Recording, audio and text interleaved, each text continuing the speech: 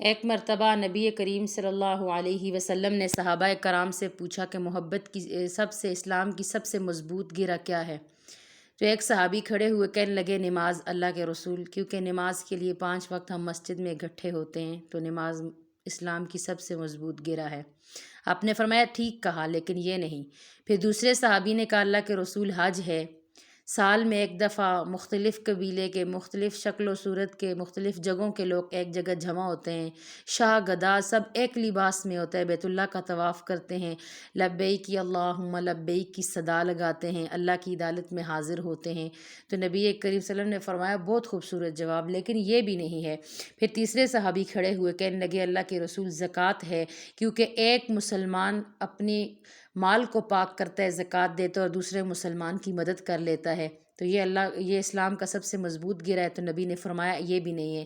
تو پھر صحابہ کرام نے عرض کی کہ اللہ کے رسول صلی اللہ علیہ وسلم آپ ہی بتا دیں کہ اسلام کی سب سے مضبوط گرہ کیا ہے؟ تو نبی کریم صلی اللہ علیہ وسلم نے فرمایا محبت، میٹھا بول، حسن الخلق، اخلاق کا اچھا ہونا، یہ اسلام کی سب سے مضبوط گرہ ہے۔ محبت کرنا، ایک حدیث میں آتا ہے کہ ہندہ پیشانی یعنی خوش اخلاقی کے ساتھ اپنے بھائی سے ملنا بھی صدقہ جاریہ ہے۔ تو نبی کریم صلی اللہ علیہ وسلم کی ذات مبارکہ تو وہ ہے کہ ایک بوڑھی نبی علیہ السلام پر کچرا پھینکا کرتی تھی، 1-2 دن وہ نہیں آئی تو حضور اس کے گھر عیادت کے لیے چلے گئے، جبکہ وہ یہودی عورت تھی۔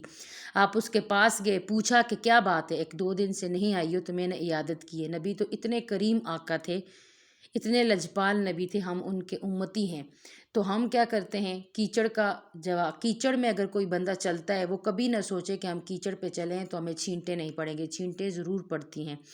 کہتے ہیں بلائی کر بلا ہوگا، برائی کر برا ہوگا، کوئی دیکھے نہ دیکھے پر خدا تو دیکھتا ہوگا۔ ہم کچھ بھی کرتے ہیں اللہ دیکھتے، اگر کوئی برا کرتے تو ہم اس سے اچھا کیوں نہ کریں؟ تو محبت کا، نفرت کا جواب محبت میں کیوں نہ دیں؟ جبکہ نبی علیہ السلام نے فرمایا کہ محبت اسلام کی سب سے مضبوط گرہ ہے۔ وَمَن يُطِعِ اللَّهَ وَرَسُولَهُ فَقَدْ فَازَ فَوْزًا عَظِيمًا، جس نے اللہ اور اس کے رسول کی اطاعت کی وہ اس نے بہت بڑی کامیابی کو پا لیا۔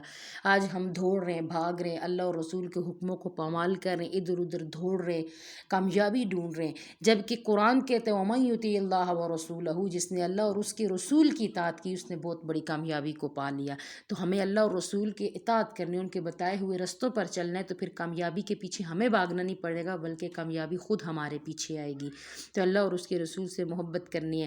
اب دیکھیں فلسطین کے اندر کہتے ہیں ایک انسان کا قتل ساری انسانیت کا قتل ہے، اب ان پہ کتنا ظلم ہو رہا ہے، تو ہم ان تک پہنچ تو نہیں سکتے، لیکن ان کے لیے دعا کر سکتے ہیں۔ مومن کی سب سے مضبوط ہتھیار اس کی دعا ہے، تو ہم نے ان کے لیے دعا کرنی ہے، اللہ انہیں صبر دے۔ وہ مائیں جو اپنے لہتے جگروں کو اپنے ہاتھوں سے دفنا رہی ہیں، ہم یہاں اپنے گھروں میں سکون کے ساتھ بیٹھے ہوئے ہیں، ان کے پاس دھرتی بھی نہیں ہے جس پر وہ خیمہ گھڑیں، ہم کھا کھا کے غفلت کی نیند میں سوئے ہوتے ہیں، ان کے پاس کھانا نہیں وہ اپنے بچوں کو کھلائیں۔ جہاں صبر کرنا مشکل ہے وہاں وہ لوگ شکر ادا کر رہے ہیں اللہ کا۔ ہم کیا کرتے ہیں اگر تھوڑی سی مصیبت آتی ہے نا شکری کر لیتے ہیں، تو وہاں صبر کرنا مشکل ہے تو وہ شکر ادا کر رہے ہیں۔ وہ بندے اللہ کے نیک بندے ہیں، مسجد اقصیٰ کی حفاظت میں اپنے مال جان دن سب قربان کر رہے ہیں، تو اللہ ہمیں بھی انہی جیسا ایمان نصیب فرمائے، استقامت والا ایمان نصیب فرمائے۔ تاریخ اسلام سے واقف ہوتی ہیں جو قوم زمیں پر، فخر سے انہیں غازی مجاہدین اور ابابیل کہتے ہیں۔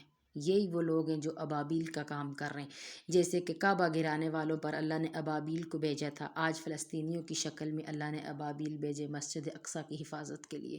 تو اللہ ہمیں بھی ایسا ایمان نصیب فرمائے کہ ہم بھی اپنے قبلہ اول کی حفاظت کے لیے وہاں پہنچ نہیں سکے، ان کے لیے دعائیں کر سکتے ہیں، ان کے صبر کی دعا کر سکتے ہیں، ان کی رہائی کی دعا کر سکتے ہیں، مسجد اقصیٰ کی حفاظت کی دعا کر سکتے ہیں۔ تو اللہ سے دعا ہے کہ اللہ حفاظت فرمائے۔ یہ دنیا ہمیشہ رہنے والی نہیں ہے، صبح ہوئی ہے تو شام ضرور آئے گی، سورج چڑھا ہے تو غروب ضرور ہوگا، یہ زندگی ملی ہے تو موت ضرور آئے گی، اس لیے مرنے سے پہلے موت کی تیاری کرنا بہت ضروری ہے۔